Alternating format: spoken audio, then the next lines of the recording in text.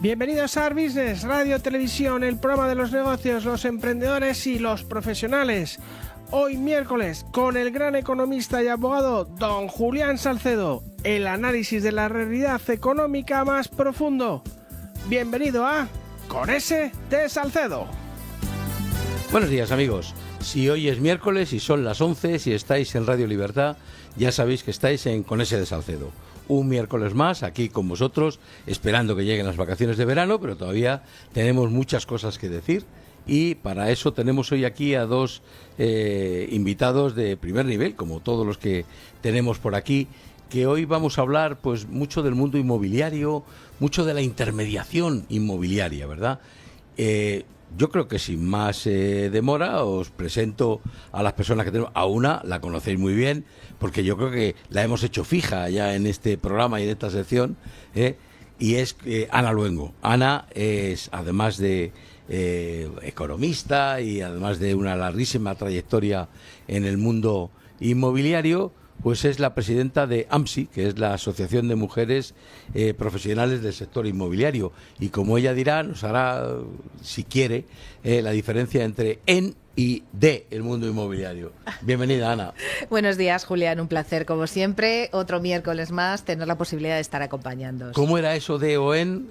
¿Dónde está la diferencia? En o para, era en o para. para. Las preposiciones que tienen su valor, y que la Real Academia de la Lengua las ya valora nadie como sabe tal. las preposiciones. A ver, tenemos que tener en cuenta que hay dos formas de trabajar para el sector inmobiliario. Uno es en el sector inmobiliario, es decir, estar a pie de calle, que es lo que hacemos las 470 mujeres que estamos dentro de AMSI, de la Asociación de Mujeres Profesionales del Sector Inmobiliario, y luego hay otro tipo de asociaciones que trabajan para el sector inmobiliario, es decir, hablamos de notarias, registradoras, abogadas, arquitectas.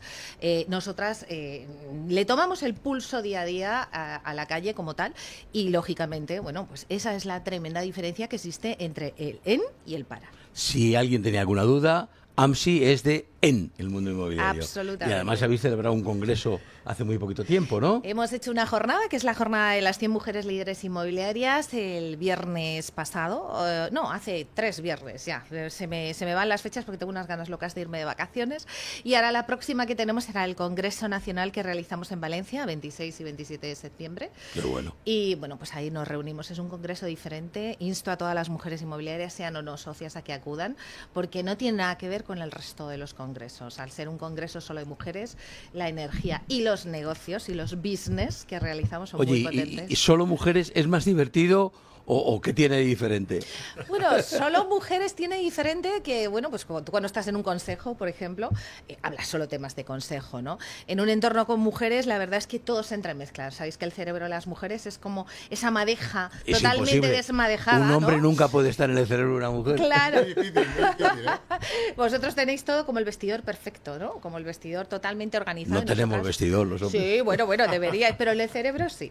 Cosa que a partir de ese momento, ya te digo, o sea, se tratan absolutamente todo tipo de temas. Hablamos de hijos, de mayores, de trabajo, de negocios, de business, de networking. Es muy intenso. Bueno, yo doy fe que era una broma lo que hacía, malintencionada, porque yo he estado presente en algunos de los eventos que ellas organizan, y se lo toman en serio, y además se dedican toda la jornada o todo el tiempo que dure el evento. Venga, no paran, no se levantan, Dios mío, bendito. Qué vitalidad. Bueno, gracias. Y con nosotros también tenemos hoy a Miguel Ángel Gómez. Es la primera vez que está con nosotros y no será la última, ¿no? Miguel Ángel dice que es realtor, es decir, pues se dedica al mundo inmobiliario, es también miembro de la asociación de National Association of Realtors, es presidente de Amadei, que es la Asociación Madrileña de Empresas Inmobiliarias, también es presidente de CNAEI, que es la Confederación Nacional de Agentes y Empresas Inmobiliarias. Tiene su propia actividad, es el fundador de GH Invest Real Estate y GH Casas, y también es presidente de FADEI, la patronal inmobiliaria. ¿Me he dejado algo, Miguel Ángel? No, hay una cosa que te sobra, que es lo de la Confederación Nacional de Agentes y Empresas Inmobiliarias, que actualmente eso se ha quedado un poco en stand-by, porque es como una mesa como un lobby inmobiliario que íbamos a hacer para hacer como una mesa única de representación a nivel nacional. Pero bueno, eso volverá, o sea que tampoco estaba en marcha, ¿no? Quiero decir todo volverá, eso, ¿no? Volveremos a hacerlo. Estupendo, fenomenal. Así que nada, muchísimas gracias por invitarme, Julián. No, bienvenido. Estoy encantado de estar con Ana. Claro, muchas gracias a este programa. Además, Miguel Ángel, también Ana, estuvieron con nosotros hace pues también 3 semanas más o menos, a finales del mes de junio, estuvieron con nosotros en una jornada que hicimos en el Colegio de Economistas de Madrid, que se llamaba La Vivienda Debate, y ellos tuvieron un papel fundamental en una de las mesas, la segunda, que era la que hablaba pues de todos estos procesos de comercialización, la importancia de la comercialización y todo esto. Entonces, hay un tema, si os parece que lo abordemos ya, que vosotros decís mucho hincapié. Claro, siempre que hablamos de vivienda, pues no sé por qué, la gente tiende a hablar de vivienda de obra nueva, ¿no? Que si hay poca vivienda de obra nueva, que si se construye poco, vivienda de obra nueva, pero luego, sin embargo, todas las estadísticas que hay, vemos que la vivienda nueva ocupa un porcentaje relativamente pequeño del total de las transacciones que se hacen en España, ¿no? Un 15%, una cosa por el estilo, aproximadamente, y por tanto el 85%, por tanto la inmensa mayoría de las viviendas que se transaccionan, que se compran y venden en el mercado inmobiliario, son viviendas usadas o de segunda mano, ¿no? Entonces, esto es importante que lo digamos, ¿no? ¿Creéis que todo el mundo lo sabe? Es muy importante que se... No todo el mundo lo sabe, ¿eh?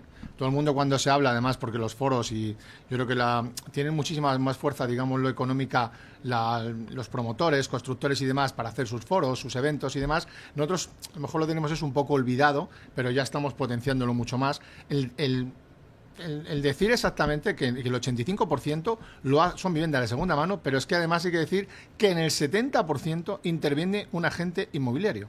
Esto es un dato que es muy importante, y para saber que todo lo que puede hacer un agente inmobiliario por una compraventa, lo que ayuda en una compraventa, ¿no? Compraventa o un alquiler, que también intermediamos mucho en el tema de los alquileres.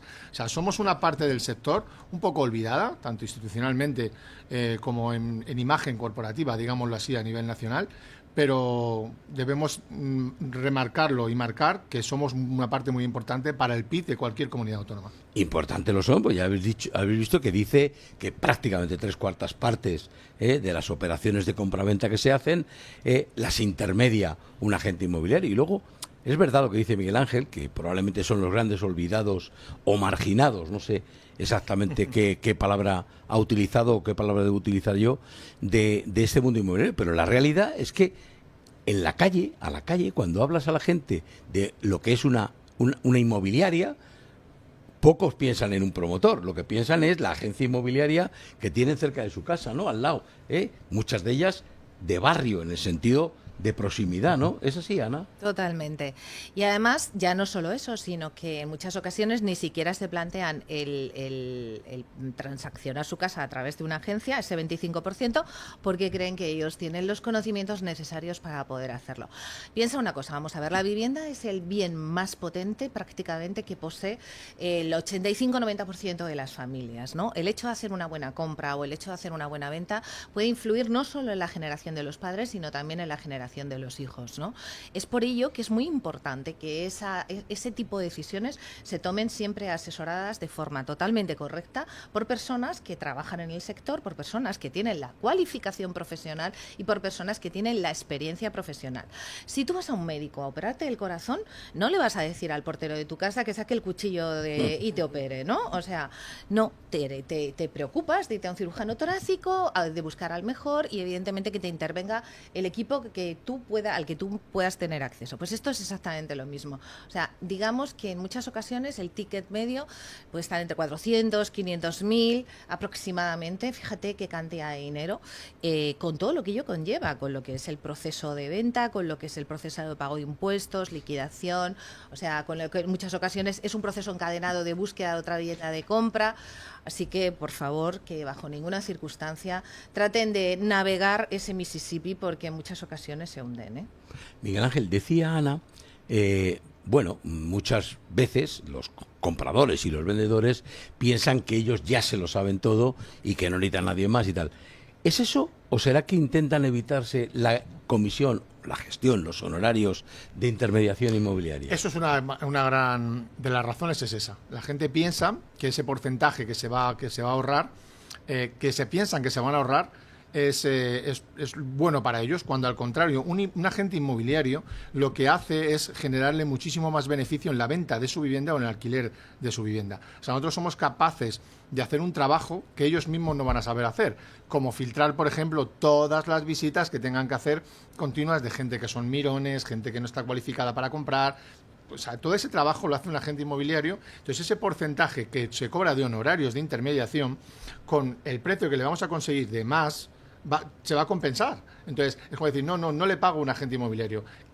Lo primero que hay que hacer es explicarles bien, por parte también nuestra, de los agentes inmobiliarios, cuál es todo el trabajo que realizamos los agentes inmobiliarios. Porque no solamente es abrir una puerta y coger las llaves y enseñarle el inmueble a un señor. No. Es un trabajo de mucho. Filtrar clientes, reportajes fotográficos profesionales, no sé, se me ocurren informes de Big Data de valoración de inmueble, que a lo mejor ha visto que en un portal inmobiliario pone que vale X, pero como pone X, el mío es X más 1. No, es que el tuyo no es X más 1. A lo mejor es X menos 1, ojo, es X más 3.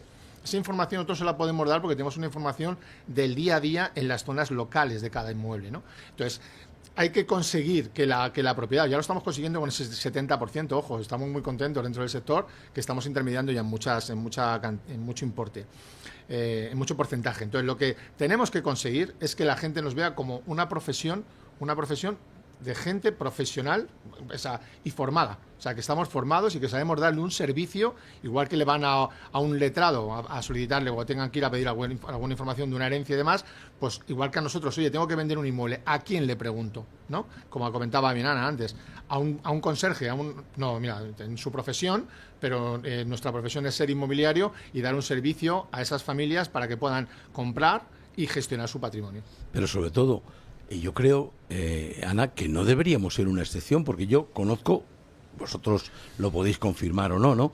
Que, por ejemplo, compradores alemanes, compradores británicos, compradores noruegos, es decir, de la península escandinava, todos estos no compran una vivienda en España, ni nueva ni usada, sin que previamente esté asesorada por un advisor, y muchas veces un advisor de su confianza, de su propia nacionalidad, ¿no? Es decir, tú te vas a la Costa del Sol y a otras zonas y florecen, están un montón de agencias inmobiliarias que tienen nombre alemán, nombre británico, y tienen gente al frente y no trabajan para los británicos que ya residen en España, trabajan para los que están en Londres o en Alemania, que quieren comprar una vivienda, han visto, o alguien les ha indicado, o un amigo les ha dicho, oye, mira, en mi urbanización, pues no se les ocurre ir a pecho descubierto, ¿no? Van previamente por un advisor, ¿o no? Totalmente de acuerdo. Mira, de hecho, en Estados Unidos, para que os hagáis una idea,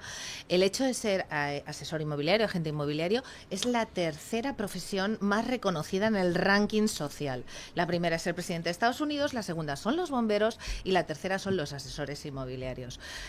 Yo te puedo decir una cosa, y fíjate que tengo la experiencia, yo no compro ni vendo una casa sin contar con la experiencia de un asesor inmobiliario, porque sé perfectamente, como ha dicho Miguel Ángel, que esos honorarios que en teoría muchos creen que se van a ahorrar, al final, o sea, van primero a suponer que el proceso va a ser mucho más fácil, mucho más sencillo, mucho más llevadero, puedo seguir con mi vida, no tengo que tener ninguna alteración.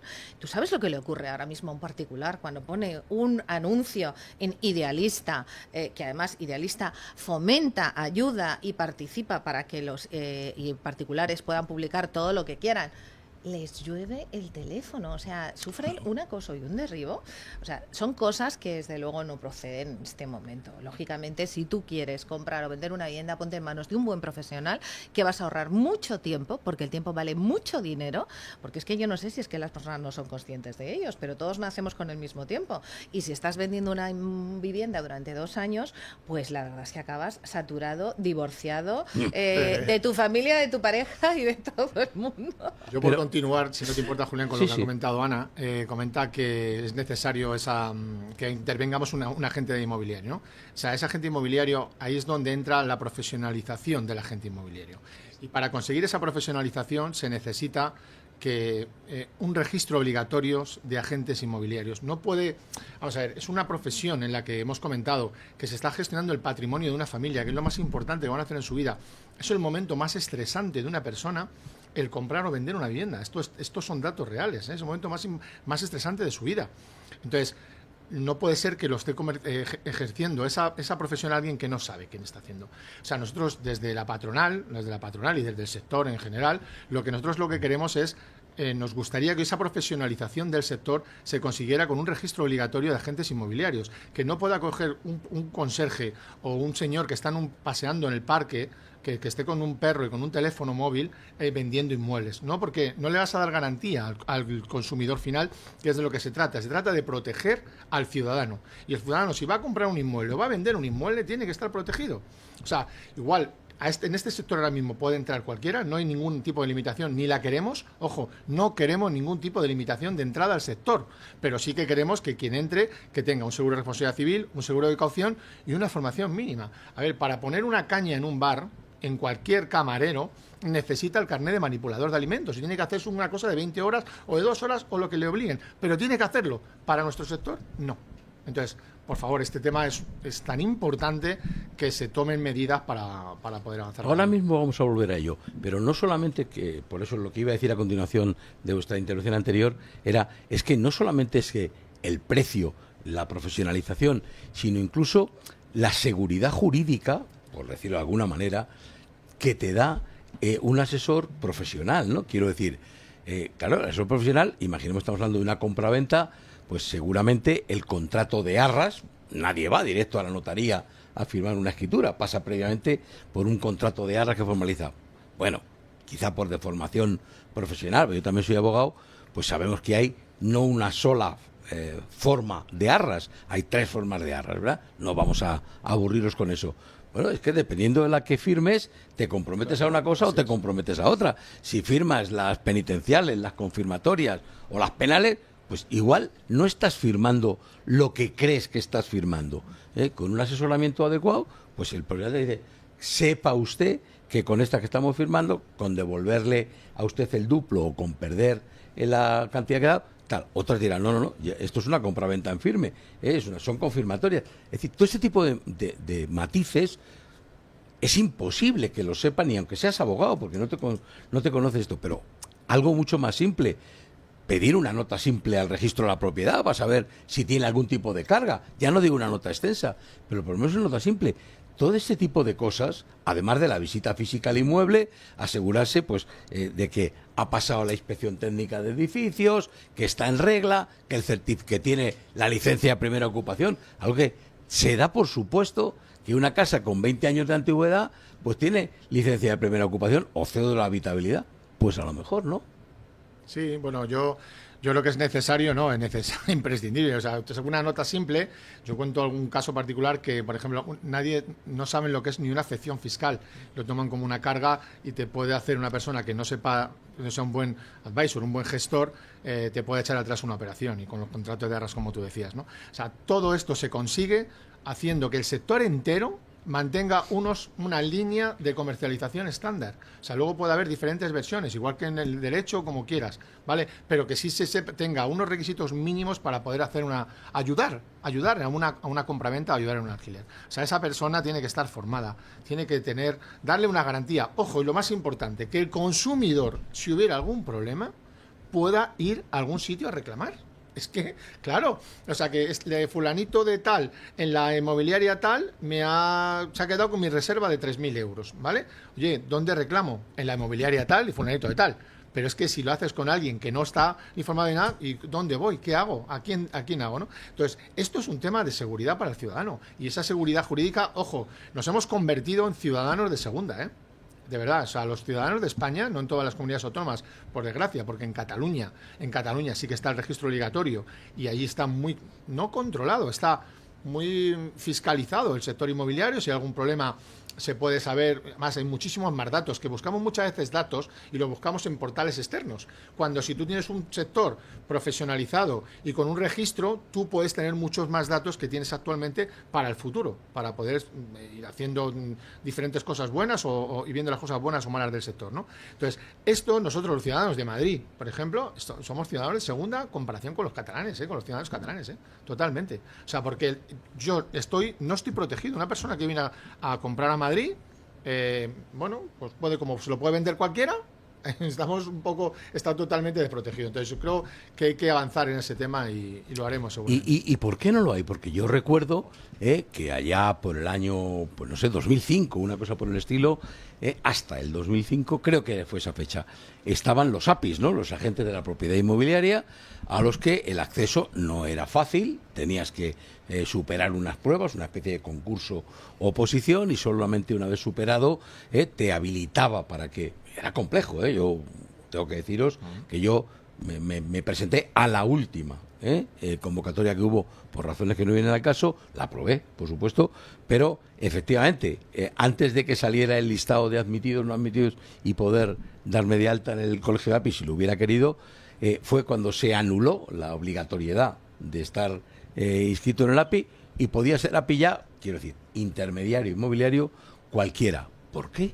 Bueno, esto viene del año 2000, que es cuando Europa desregula absolutamente este sector, ¿no? Es verdad que Europa marca el nivel mínimo, pero no marca el nivel máximo. Es un poco lo que dice Miguel Ángel, ¿no? Ha habido comunidades que han trabajado en pro de seguir avanzando. Esto es como cuando tú llevas a tu hija a un colegio privado y te dicen nos marcan el nivel mínimo, pero no nos marcan el nivel máximo. Hay comunidades que han entendido que el proceso tenía que seguir profesionalizándose en pro y siempre defendiendo los intereses del consumidor final, del inversor, o sea, de todo lo que aglutina el sector inmobiliario como tal, porque no olvidemos que aportamos una parte muy importante del PIB y, por ejemplo, os recuerdo que de los 252.000 millones que se pagaron el año pasado en impuestos, 52.000 provienen todos del sector inmobiliario, de la compraventa de viviendas. Estamos aportando el 18%. Yo creo que el Estado debería tomarse esto muy en serio, porque al fin y al cabo todos necesitamos tener la seguridad de que estamos protegidos, de que tenemos un lugar donde reclamar y, oye, hay ocasiones en las que, bueno, pues se producen circunstancias ajenas, pero hay circunstancias también de personas que tienen mala fe, e incluso empresas que tienen mala fe, ¿no? Entonces, la defensa del consumidor final tiene que primar, no en este sector, en todos. Y eso es lo que debería darse cuenta el Estado, que conseguiría evidentemente un mayor porcentaje de tranquilidad. Ahora le hago a Miguel Ángel la pregunta que quería hacerle, pero lo que acaba de decir Ana me hace un hilo, ¿no? Me da paso a un hilo. Él dice, hay gente con mala fe. Bueno, es que ya sabemos que hay quien hace una compraventa doble, ¿no? Es decir, que le vende la misma casa dos veces. Sí, bueno, ahí tenemos la suerte de que registralmente va a tener mucha dificultad luego para poder hacerlo, pero es lo que hablábamos. O sea, un agente inmobiliario que esté en una asociación o que esté en un registro y demás, este agente va a tener una seguridad, que va a tener esa formación, ese seguro y demás, y entonces no va a hacer una intermediación para estafar, hace una intermediación para continuar con su negocio, para dar un servicio y ya está. Pero estas personas que hablamos, como se puede intermediar cualquiera, se pueden encontrar que coge una reserva, te cojo a las 10 de la mañana una reserva por este inmueble, a las 4 de la tarde se la cojo a otro, ojo, y no solamente a 2, puede que coja 10. Claro, puede empezar a coger, como ha pasado en algunas cosas de alquiler, que ha habido gente que ha estado cogiendo reservas de alquiler para poder ver inmuebles que luego ya estaban alquilados. O sea, ¿hasta dónde vamos a llegar, no? Entonces, creo que todo esto, comentabas que por qué no estaba, lo has comentado Ana, no está porque por ejemplo, nosotros en la Comunidad de Madrid, ¿vale? Porque yo como presidente de la Asociación Madrileña de Empresas Inmobiliarias y Ana como consejera dentro de la asociación, nosotros lo que hacemos, llevamos luchando por ese registro obligatorio de la Comunidad de Madrid muchos años. Y hay, por lo visto, nosotros vamos a intentar tirarlo por los suelos, hay un informe jurídico que dice que no se puede hacer por competencia. ¿Vale? Que no se puede hacer porque si lo que no se puede hacer tampoco pondría Cataluña. Claro, ¿no? pero espera, porque dicen ni Valencia, que pondríamos ni Baleares. una barrera, ponemos una barrera a la entrada de empresarios al sector. No, que de verdad que no, claro. Que nosotros no queremos poner ninguna barrera, que haya muchísimos empresarios inmobiliarios, pero que cumplan unos requisitos de seguridad para el ciudadano. con eso se va a conseguir que el ciudadano que venga a Madrid, vamos, has leído en mi presentación que soy Realtor, ¿vale? Soy Realtor, es que soy inmobiliario de Estados Unidos, tengo la licencia de Realtor en Estados Unidos, ¿vale? Y además soy miembro de la ANAR, que es la... Lo cual no es todo el mundo, ¿eh? Claro, no es fácil. La verdad es que no. Pero con esto quiero decir que en Estados Unidos, o sea, cuando nosotros hacemos operaciones con gente extranjera que viene, no entienden que tú quién eres, o sea, que haya, para una venta de un inmueble haya 18 personas, 20 personas, o sea, ¿y usted quién es? ¿Cómo me lo va a vender usted? ¿Y cuánto me dice usted que me quiere cobrar? O sea, como que ven que no hay transparencia en todo el proceso de una venta. Con lo que mueve el sector inmobiliario y todo lo que genera, eso debería estar, pero ya no por parte de la industria inmobiliaria, o sea, por parte de las administraciones. Y señores, ¿qué está pasando? Estamos dejando que esto que genera tantos millones, como ha comentado antes, lo estamos dejando sin control. Eso, pero no control, porque no queremos un control. O sea, sin una supervisión, esto hay que cambiarlo. A mí me consta que habéis dos cosas. Una, que habéis tenido una reunión, algunas más, ¿no? Pero por lo menos una que yo recuerde relativamente próxima en el tiempo en el Ministerio de Vivienda, y que esto se lo habéis planteado al Ministerio de Vivienda, muchas veces, a la ministra veces. Y tal, y que... Yo personalmente he estado en esa mesa, estuve yo. O sea, lo hicimos. En esa mesa se presentó, fuimos con antiguos miembros del sector, que ahora mismo están un poco de lado, o sea, que no están saliendo un poco. Pero yo estuve en esa reunión, y en esa reunión se volvió a solicitar. Y ellos nos dicen que no es una cosa importante para ellos, o sea, que no lo tienen como algo. Pero ojo, también es un trabajo nuestro, que es lo que acabamos de decir. Hay que trasladarles o darles una información que antes no estábamos dando dentro del sector inmobiliario. Aquí, como hemos comentado, hay una persona que se hacía un poco de autocrítica, ¿no? Pues yo aquí también me quiero hacer un poco de autocrítica dentro de nuestro sector. Nosotros debemos empujar más esto, o sea, que la gente realmente sepa cuál es el problema que hay, lo bueno que sería hacer esto para el ciudadano y para la seguridad jurídica del inversor o comprador. Y luego, en Cataluña, la otra cosa que me consta es que, efectivamente, además de ese registro obligatorio, que no significa cerrado ni números clausus, significa registro, punto, inscrito en él, ¿no? Pero me consta que el objetivo principal, además, es, de cara a la profesionalización, la formación de todos esas, claro, los que están inscritos, los que no están inscritos no pueden participar de ello, y esa formación les habilita, le dan una especie de diploma, de certificado, que les habilita, pues una especie de garantía, ¿no? Bueno, eso es que es imprescindible, pero aquí en Barcelona, en Cataluña, en Valencia y en Mallorca, hasta ahora que yo sepa, en Baleares es donde tenemos registros obligatorios, menos en Madrid. A ver, ten en cuenta una cosa, el asesor inmobiliario al final es un poco como los médicos, se sigue formando toda la vida, porque estamos en un sector en el que hay tanta regulación, hay tanta ley, hay tantos cambios, que constantemente tenemos que estarnos actualizando. Entonces ya el propio asesor ya se preocupa de buscarse esa formación, ya se preocupa de estar en los cursos correctos. Por ejemplo, comentabais que Miguel Ángel es Realtor. Yo también soy Realtor, ya me preocupé, evidentemente, si quiero trabajar con Estados Unidos, de tener esa titulación que me permita que cuando reciba a un cliente americano no tenga la más mínima duda, ¿vale? Ya te preocupas tú solo. Si estás en España, sabes que evidentemente si tienes el tema de Serapi, va a ser mucho más fácil que si no lo tienes, porque ellos además te van a dar una formación sistemática y te van a estar constantemente renovando esa formación. Si estás en Amadei, si estás en AMSI, nosotros como asociaciones siempre vamos a tratar de tener actualizada toda la jurisprudencia que nos va afectando en el día a día. O sea, cualquier asesor, cualquier agente tiene que preocuparse de estar en los sitios adecuados, y sabemos perfectamente cuáles son los canales. Las asociaciones son herramientas fantásticas de aportar ayuda, de aportar formación, de aportar conexiones, de aportar networking. O sea, lo que tratamos en todo momento es de que siempre estemos en el máximo nivel de formación en el momento como tal. Imagínate cuando salió la ley de la vivienda. Aquello fue un despropósito para todos, o sea, nadie sabía qué era lo que tenía que hacer, qué era lo que no tenía que hacer. El mercado de alquiler todavía hay mucha gente que no sabe lo que tiene que hacer. Sí. O sea, por ejemplo, si en un contrato de arrendamiento, parece que estamos hablando siempre de compraventa, pero también hay arrendamiento, ¿no? No sabe, pues, qué ocurre si el contrato es anterior o posterior a la ley de vivienda de mayo del 23, ¿no? Entonces, el régimen es completamente distinto. Toda esa información se la damos los agentes inmobiliarios. O sea, porque las asociaciones, como hablaba Ana, el mundo asociativo es necesario para cualquier sector, ¿vale? Pero el sector inmobiliario son microempresas. Entonces, tú vas a estar siempre mucho más protegido y con mucha más información actualizada y muchas más posibilidades de formación si estás en una asociación.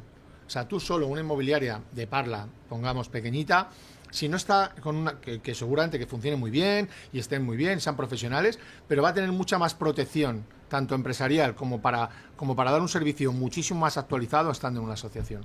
O sea, y todo eso es necesario. Yo me acuerdo, por ejemplo, cuando era un chavalín muy joven, uno de los sectores que conocí muy bien, porque trabajé en él, fue el sector de las agencias de viajes. Bueno, pues todavía entonces, y hoy, las agencias de viajes tienen un, digamos, número de registro como agencia de viajes, pero es que al frente de la agencia de viajes tenía que estar un profesional titulado, homologado, digamos, el que ejercía como responsable, ya no quiero decir como director, como responsable.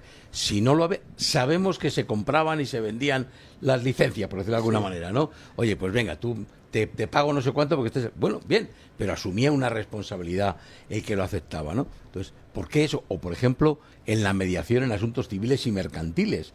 Es obligatorio que tengas un título de mediador y además que estés inscrito, que tengas también cursos de actualización anuales de un número de horas, etc. Bueno, si esto lo hay en otras actividades de mediación, llámese mediación de viajes o llámese mediación de asuntos civiles, mercantiles, matrimonios, yo qué sé, divorcios, ¿no? ¿Por qué no tenerlo también en el caso de una vivienda? Como he dicho, somos un sector hemos sido un sector como muy disperso a nivel nacional. Fragmentado. Hemos estado cada uno un poco mirando su propio ombligo, ¿no? Entonces llevamos unos años en los que ya estamos viendo que esa unión, lo que hablábamos del mundo asociativo, es imprescindible para que tengamos una única voz dentro del sector inmobiliario. Y sí lo estamos consiguiendo. O sea, yo creo que nosotros llevamos varios años como dentro de FADEI. FADEI es la patronal del sector a nivel nacional, que en este caso Amadei es la presidencia y yo en mi figura soy el presidente. A nivel nacional sí que tenemos bastantes reuniones. O provocamos nosotros, ojo, no que ellos nos llamen, nosotros intentamos ya hacer un trabajo muy activo para reivindicar la profesionalización del sector de la intermediación inmobiliaria. Qué bueno. Y oye, ¿y os parece que hablemos ahora del papel que juegan los portales inmobiliarios y si son competencia o no son competencia? ¿Qué terreno vas a tocar? Vosotros podéis decir... Yo tengo que decir que hace muy poquito tiempo, pues hace un mes o mes y pico, me pidieron precisamente de Televisión Española, que estaban preparando un reportaje sobre los portales inmobiliarios y me hicieron una entrevista. Luego sabéis que ponen unos breves segundos y no da tiempo, ¿no? Pero sí que me acuerdo que me preguntaban y yo decía, bueno, los portales inmobiliarios tienen un papel en este tema de la intermediación. Decían, bueno, pero es verdad que los portales inmobiliarios ofrecen información sesgada. Bueno, la que publiquen. Pero es verdad que los portales inmobiliarios no dan tal.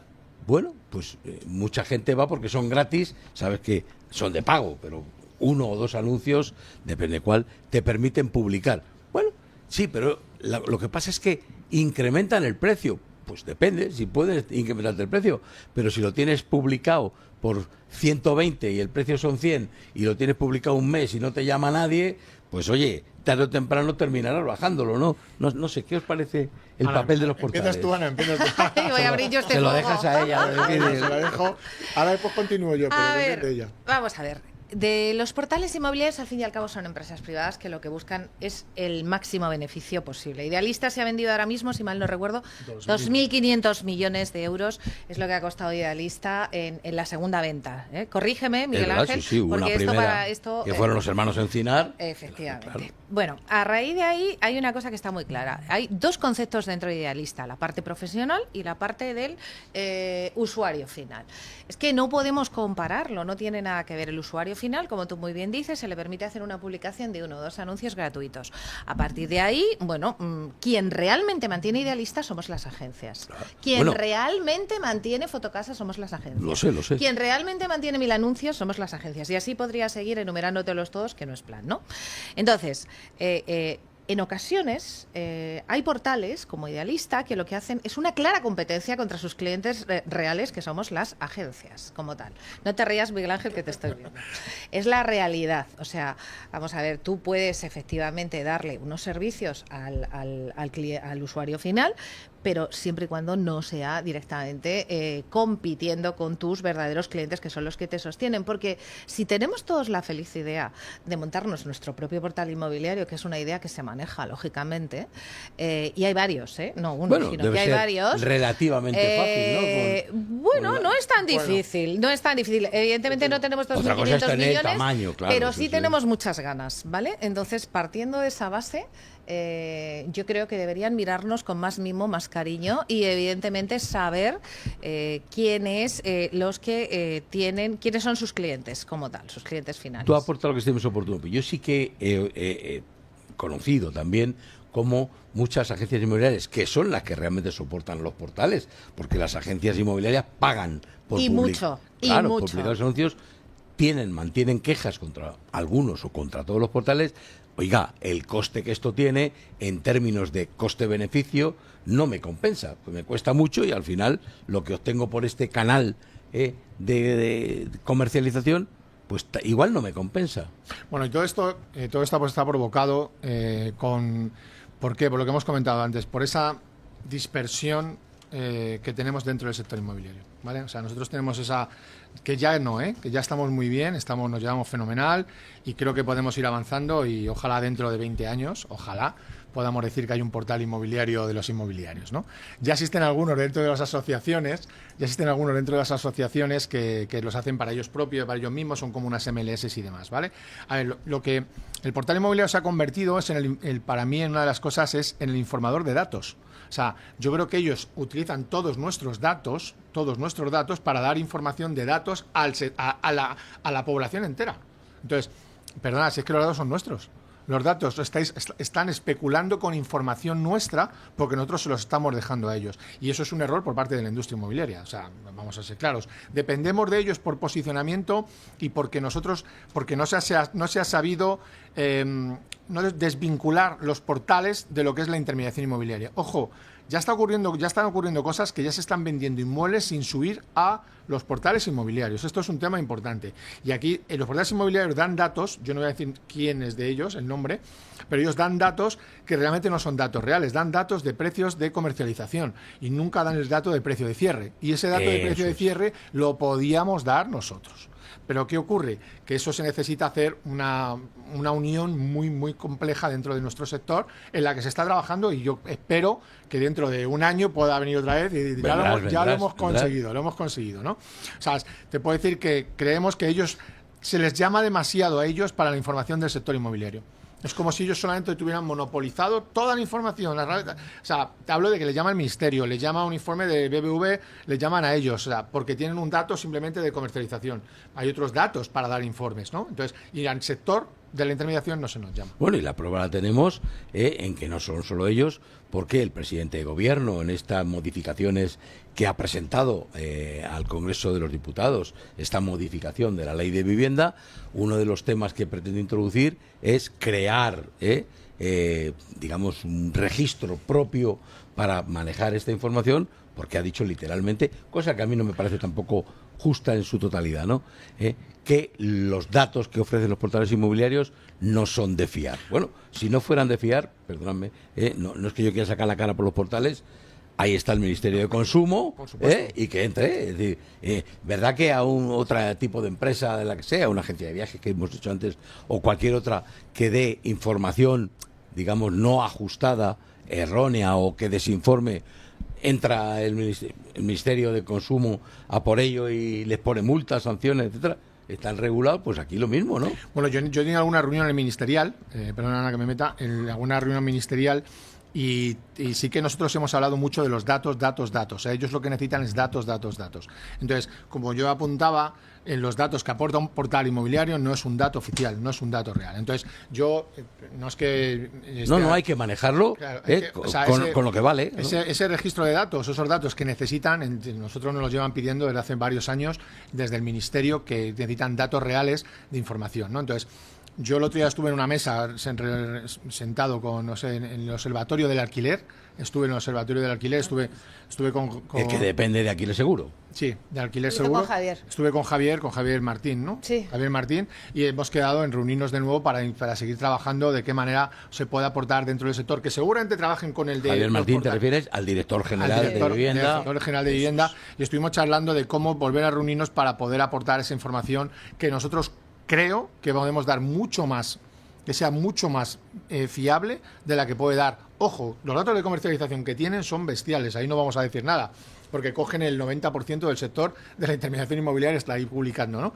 Pero hay datos que nosotros podemos aportar que ellos no tienen, ¿no? Que es el de la calle, eso que te El está... pulso, ¿no? El Al pie de pulso calle, ¿no? calle de cualquier barrio, de cualquier población de España.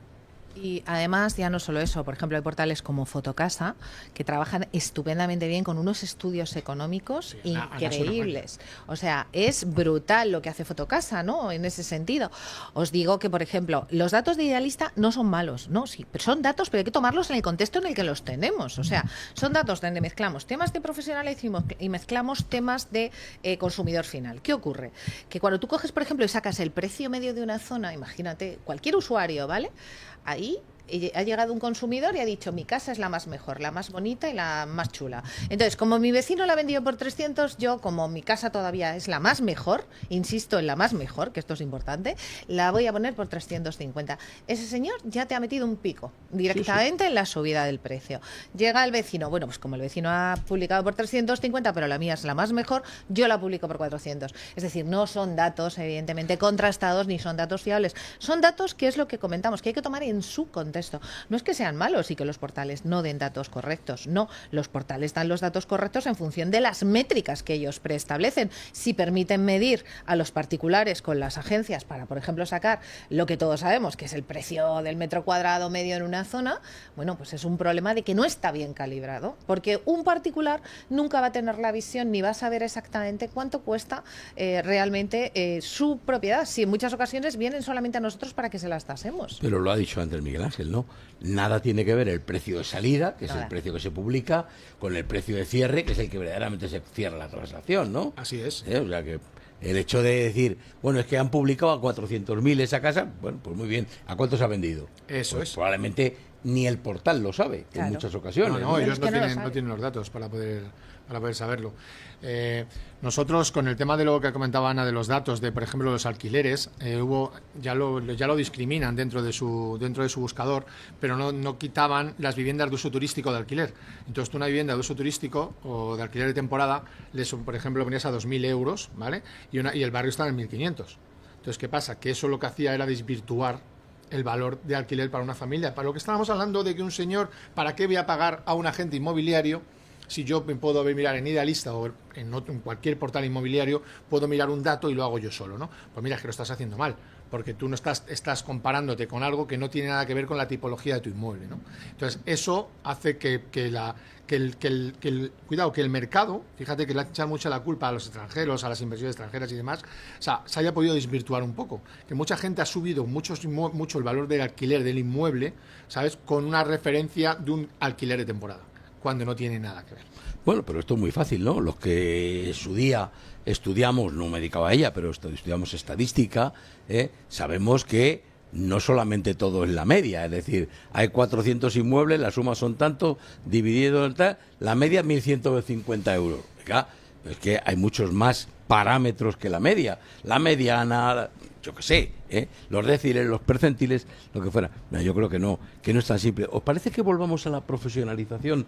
En la profesionalización yo me acuerdo, vuelvo a repetir, cuando era pequeño, a lo mejor todavía sigue hoy, ¿no?, que los directores de banco, en cuanto dejaban, que les prejubilaban muy jovencitos, ¿no?, y se ve que habían hecho muchas operaciones, tenían muchos contactos, pues todos indefectiblemente, digo, directores o apoderados, yo qué sé, ¿no?, o cajeros, ¿no?, se dedicaban directamente al mundo inmobiliario. Es decir, pues yo con todos los contactos que tengo y no sé qué, pues ya está, pues me convierto en agente inmobiliario. Y venga, a mover los contactos que tenía. Claro, pero eso no es suficiente, no basta con tener ni tan siquiera contactos, hay que tener conocimientos, ¿no? Pues yo qué sé, jurídicos, económicos, yo qué sé, sociales, un montón de ellos, ¿no? Y sobre todo, y mantenerte actualizado, porque la inflación de información, de legislación que sale todos los días es tremenda, es casi imposible de digerir, ¿no? Entonces, claro, pues alguien que esté trabajando con lo que aprendió hace 8 años, ya no digo 25, pues es que está absolutamente desfasado, ¿no? No es viable, Julián. Yo creo que ya nadie que con lo que aprendió hace 8 años puede seguir trabajando porque efectivamente es lo que te comentábamos, ¿no?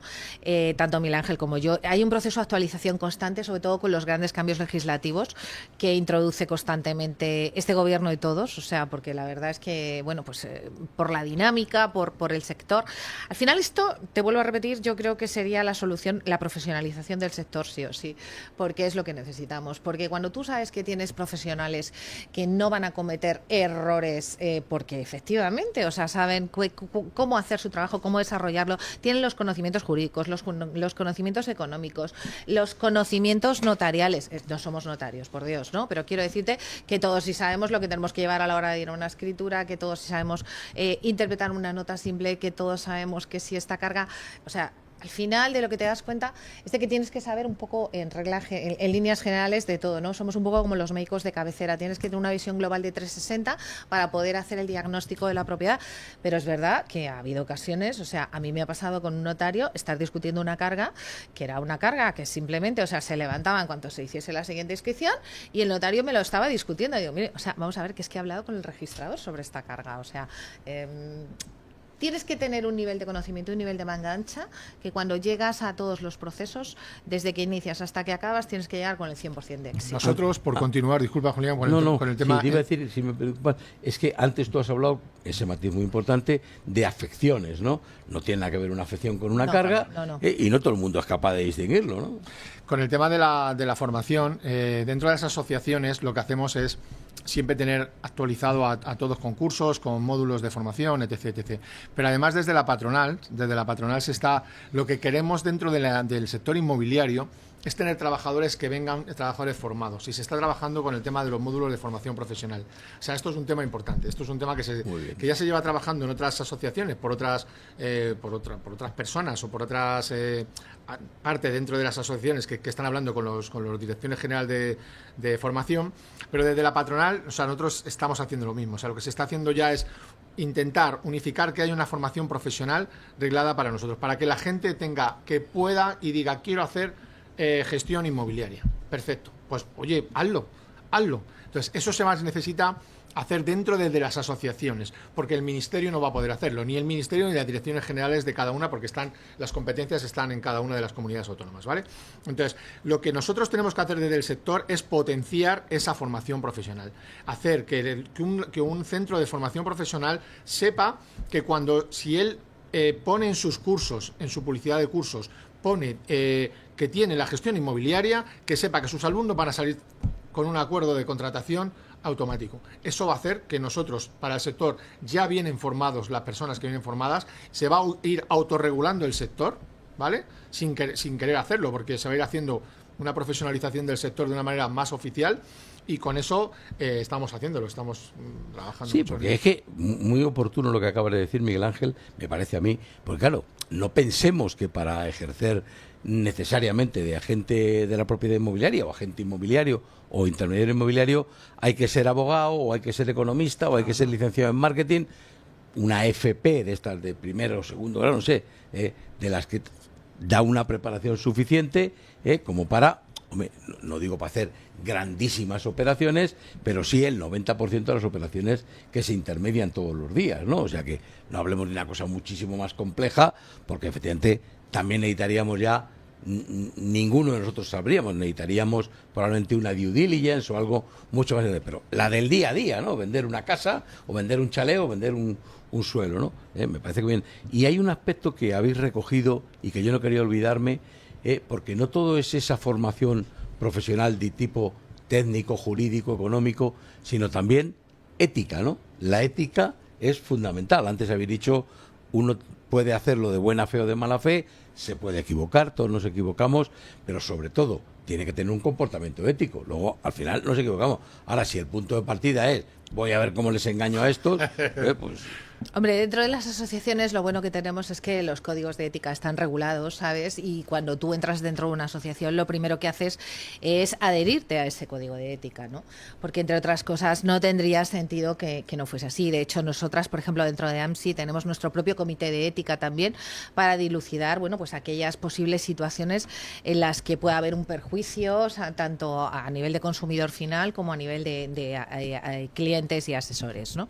Entonces, eso es, vamos, algo que tiene que estar en todas las asociaciones. En Amadei ocurre exactamente igual.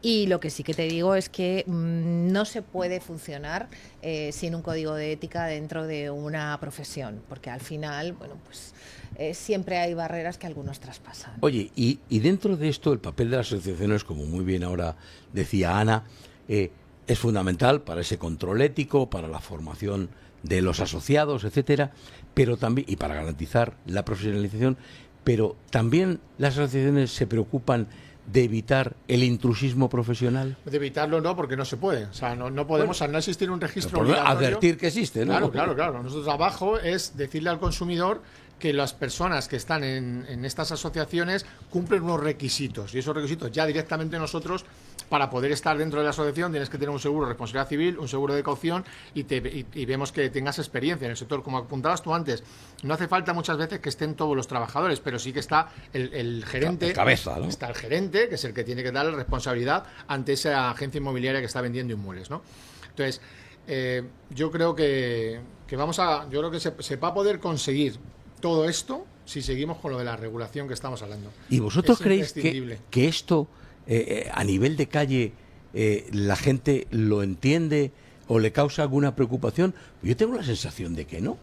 Pues la verdad es que luego hablas con consumo, porque nos hemos reunido... No me refiero a los organismos, me refiero a nivel de calle. Sí, pero me refiero, luego vas y tampoco hay tantas denuncias. ¿Sabes? Luego salen muchas más, porque parecen más peleas políticas entre partidos políticos. Oye, ha pasado esto con la vivienda en la Comunidad de Madrid, tal, y se pelean entre ellos por un caso. ¿Sabes? Que parece mucho más mediático, a lo mejor son capaces de comunicar un caso realmente. O sea, que tampoco es que haya tanto problema dentro, porque el ciudadano no lo ve. Pero ojo, eso es una cosa que nosotros tenemos que trasladar. Es decir, oye, vas a estar más protegido si estás con una agencia inmobiliaria que tenga estos servicios que con esta que no están. En la Comunidad de Madrid existe el registro no obligatorio, existe el registro de agentes inmobiliarios.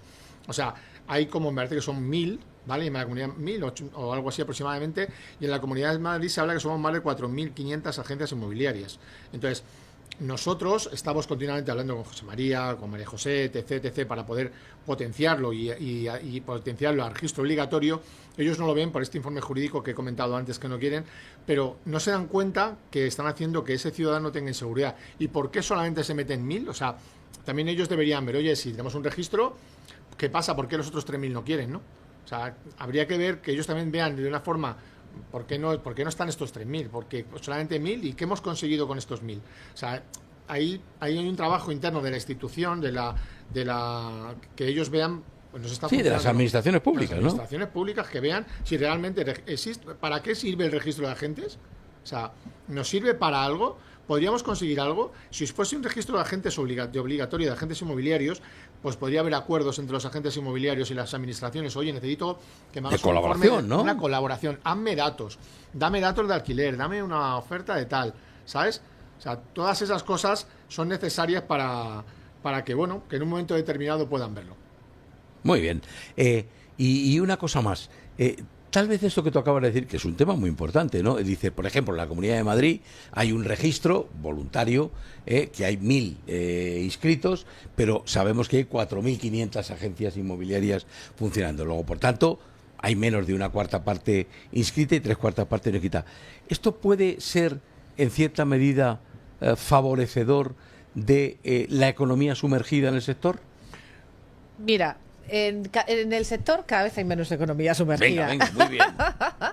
Hay muchas ocasiones en las que te vienen haciendo propuestas deshonestas y yo te puedo decir que por lo menos en mi caso, o sea, no hay prácticamente... No, pero es que los profesionales, Ana, nosotros es que ni nos lo economía planteamos. Sumergida, o sea, ninguno. No. Efectivamente, o sea, tú sabes perfectamente lo que tienes que hacer y además es que la ley es taxativa para todos, o sea, no en nuestro sector, en todos. Punto número 1. Punto número 2. Te quería decir una cosa a raíz de lo que ha comentado Miguel Ángel con el tema de la sensación del consumidor. Pues mira, el consumidor cada día es más independiente inteligente, más inteligente, tiene más formación, tiene más recursos, accede a Internet, saca información, se preocupa de preguntar a unos, a otros, el chat, bueno, el chat GPT ahora mismo nos ayuda en todo. Y te puedo decir una cosa, o sea, cuando tú haces un trabajo y lo haces muy bien hecho, a mí me llaman clientes que hace 8 años les vendí su casa. Y a ti te ocurriría exactamente igual. Sí. O clientes que hace 10 le has hecho un alquiler. O ahora necesito que me busques para mis hijos. Creo que en pocos sectores hay esa fidelidad a lo largo del tiempo y sobre todo de los años. ¿Por qué? Porque han estado en un momento con un estrés personal brutal. Porque han estado en una situación en la que no sabían cómo afrontar la pérdida, a lo mejor, de sus padres, y se han visto en una situación con una herencia, con una pelea en la familia, que bueno, la familia se iba al traste. Y has mediado y has conseguido al final, bueno, retener las aguas y que aquello no llegue a mayores, ¿no? Pasamos unas situaciones a veces francamente muy difíciles y muy complicadas. Las herencias, los divorcios, cada familia tiene una tipología, cada vivienda es distinta, cada venta es diferente. Aquí o eres una persona muy inteligente emocionalmente o tienes muchas dificultades también, porque la verdad, igual te viene a comprar un médico, que igual te viene a comprar un arquitecto, que igual te viene a comprar la señora que vende fruta en la esquina. O sea, quiero decirte, tú tienes que tener un nivel de registro emocional y psicológico. Yo siempre digo, somos notarios, abogados, psicólogos, psiquiatras, coach, acompañantes. O sea, no sabes la cantidad de registros que tenemos. Cuando hacemos formaciones, una de las cosas que más trabajamos dentro de AMSI, y también me consta que en Amadei, porque estoy dentro también con ellos, es la inteligencia emocional. Claro. No te puedes imaginar la cantidad de trabajo que tenemos con esos temas. Miguel Ángel, no quiero que se me quede sin abordar un tema que es si el tema de la digitalización, las redes sociales, etcétera, ha cambiado mucho las técnicas de comercialización de inmuebles. Muchísimo, muchísimo. Yo llevo 29 años en el sector inmobiliario. Recuerdo cuando había ficheritos pequeños con las fichas que hacíamos, las cogíamos y las poníamos a mano.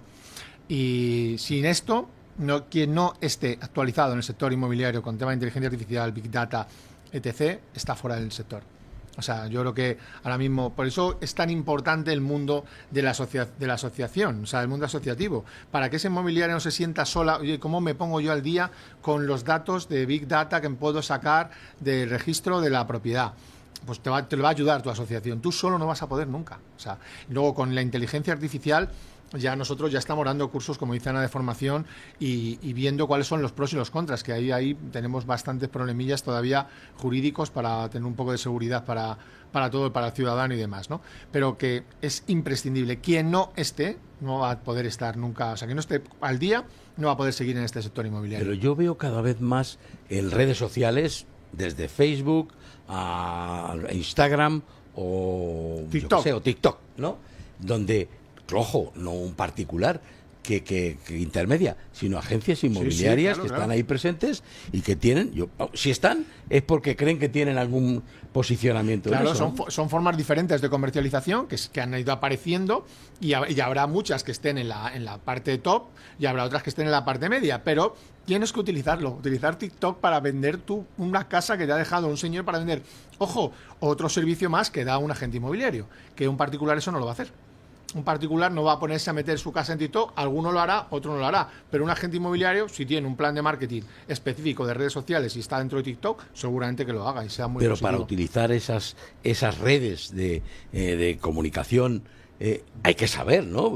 No sé, en esto no vale con decir, pues yo hago 2 fotos de mi casa y las subo a Facebook, ¿no? Bueno, hay que saber, también se puede externalizar. Hay empresas que se dedican específicamente a esto, ¿no? Se dedican al marketing y a las redes sociales. Tú piensas que hemos cambiado mucho en nuestra forma de comunicarnos visualmente y auditivamente ha cambiado mucho, ¿no? Porque cuando éramos pequeños era a través de la radio y era a través de la televisión. Nuestros hijos hoy en día ya no ven la televisión.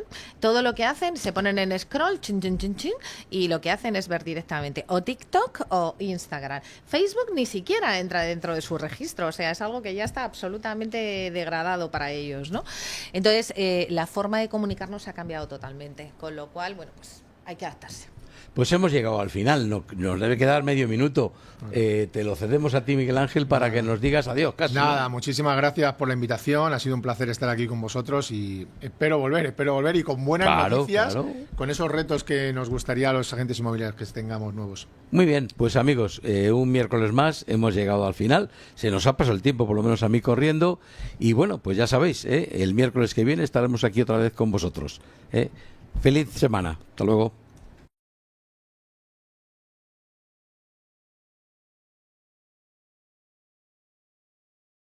A Santos Cerdán a prisión. ¿A cuál? ¿Así? Prisión provisional comunicada y sin fianza. Santos Cerdán se va para la cárcel, no sé si va a Soto del Real, sabremos a qué prisión lo envían. Es para no ir a verle. Imaginaos la situación personal. ¿Incomunicada o comunicada? Comunicada, la situación personal de alguien que hasta antes de ayer tenía una